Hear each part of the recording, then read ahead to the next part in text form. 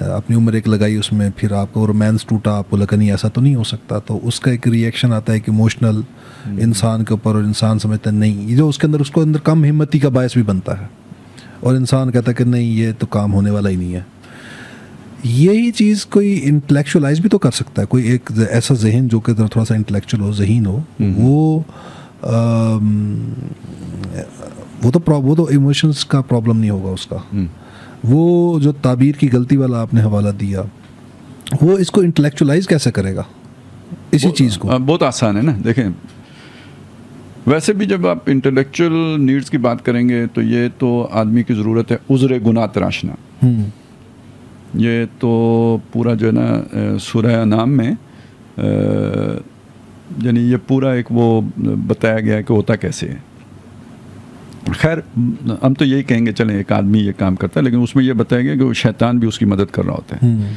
व कज़ालिका जालना लिकुल्लि नबिय्यिन अदुव्वन शयातीन अल इंस वल जिन्न यूखी बाज़ुहुम इला बाज़िन ज़ुख़्रुफ़ल क़ौलि गुरूरा, कि इसी तरह हमने हर नबी के मुकाबिल उसके दुश्मन वो खड़े कर दिए जो जिन भी थे और इंसान भी थे, शैतान। तो वो शैतान जिन उन इंसानों की तरफ वही करते थे बड़ी लच्छेदार बातें, ज़ुख़्रुफ़ल क़ौल, चिकनी चुपड़ी कहें, लच्छेदार गंडेदार कहें, मतलब वो मुलम्मा की हुई बातें, गुरूरा धोखे की बातें, फ्रॉड। ये जो सारा कुछ वो करते थे, ये एक बयानिया गढ़ते थे ना वो, और वो उसके अल्फाज बड़े शानदार, उसलूब बड़ा जो है ना पुरकशिश, ये, लेकिन बीच में वो होता फ्रॉड था सारा। अब इसके बारे में जो बात कही गई, फरमाया कि वाले तस्खा इलैहि आफिदतुल लज़ीना ला युमिनूना बिल आखिरा, जो दुनिया ही में अपनी सर्वाइवल चाहते हैं और दुनिया ही में फलना फूलना, अभी मैं ये कहना चाहता हूँ, आखिरत की जिन्हें कोई परवाह नहीं रही और दुनिया में ग्रो करना चाहते हैं, ताकि उनके दिल उनके इन फ़लसफ़ों की तरफ माइल हो जाएं। अब आप देखिए वो जो मैंने शुरू में बात कही थी ना कि ऐसे लोगों के साथ लगते कौन लोग हैं जिनके अपने अंदर भी कोई ख़राबी होती है। वो ख़राबी अब समझ में आ रही है ना कि वो ख़राबी दर हकीकत ये होती है कि आप दुनिया में कुछ बनना चाहते हैं, कुछ दिखाना चाहते हैं, अपनी कोई वही वर्थ प्रूव करना चाहते हैं कि मैं कुछ शय हूँ, तो कुछ न कुछ तो खुद पसंदी आपके अंदर थी ना कि जिसने आपको फिर इन चीज़ों की तरफ मुतवज्जे कर लिया। तो जिन लोगों के अंदर ये शय होती है तो उन्हें जब नज़र आता है कि ग्रो तो इधर कर सकते हैं, तो फिर ये वाले फ़लसफ़े उन्हें भले मालूम होते हैं, ये नैरेटिव उन्हें अच्छा लगता है।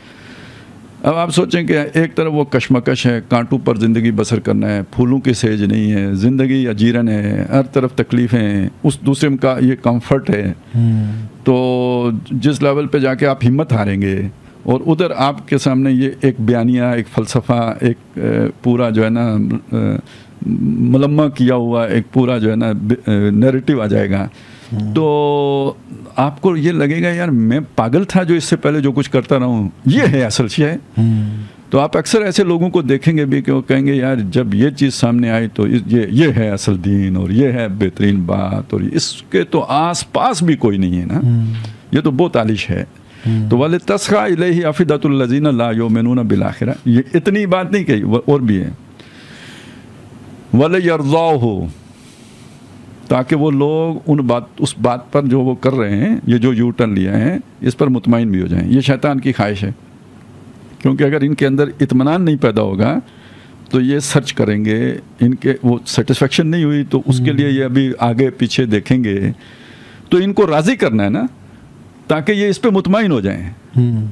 वाले यार कोई इनके अंदर वो जो होता है ना एक ज़मीर की खलश वो बाकी ना रहे, सेटिस्फेक्शन एक मुकम्मल इनको हासिल हो जाए। तो ये नैरेटिव इसलिए भी बिल्ड किए जाते हैं। वाले यरज़ाओ हो, अगली बात भी कही, वाले यक्तरिफू मा हुम मुक्तरिफून, ताकि वो कर गुजरें जो कुछ वो करना चाहते हैं दुनिया में, जितने वो फैसिलिटेशन भी हो जाए। अच्छा एक मसला और भी होता है, जब आप गिल्टी हों तो आपके अमल के अंदर वो एक तरह की फ्लुएंसी नहीं होती, बेबाकी नहीं होती, उसके अंदर एक जो है ना बेसाख्तगी नहीं होती, रिलक्टेंट होते हैं आप उसके लिए। तो जब तक आप ज़हनी तौर पर मुतमईन ना हो कि मैं ठीक काम कर रहा हूँ, तो उस काम को आप इंजॉय नहीं कर सकते और ज़्यादा अरसे तक नहीं कर सकते। तो लिहाजा ये सेटिस्फेक्शन बहुत ज़रूरी थी। वाले यक्तरिफू मा हुम मुक्तरिफून, ताकि करते चले जाएं जो कि कुछ वो कर रहे हैं, ये इसी में फंसे रहें।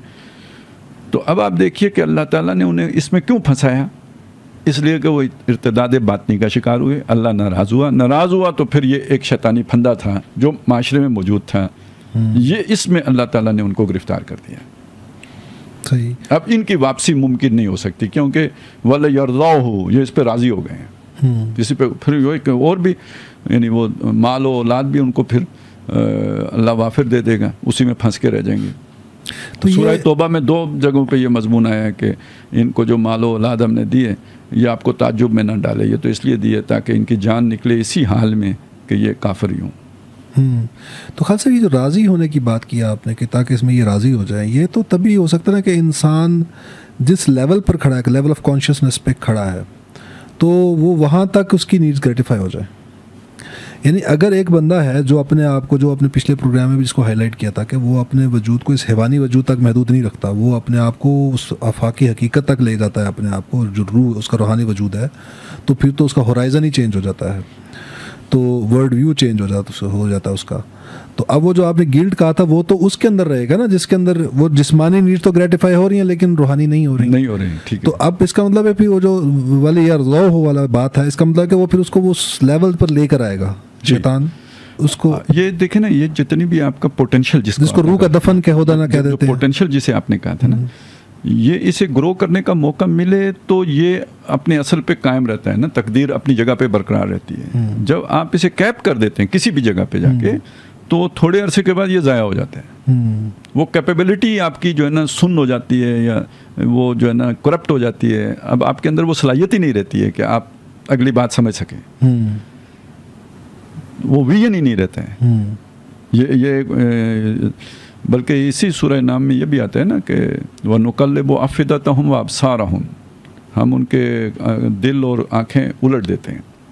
कमा लम युमिनु बिही अव्वल मर्रतिन, इस सबब इस जैसे कि वो ईमान नहीं लाए थे पहली मर्तबा, यानी जब बात समझ में आई, अब आपके पाँव पकड़ लिए किसी दुनिया की ज़रूरत ने, तो आपने उस बात के मुताबिक एक्ट नहीं किया, तो नतीजा ये निकलेगा कि वो जो सलाहियत थी वो सल्ब हो जाएगी।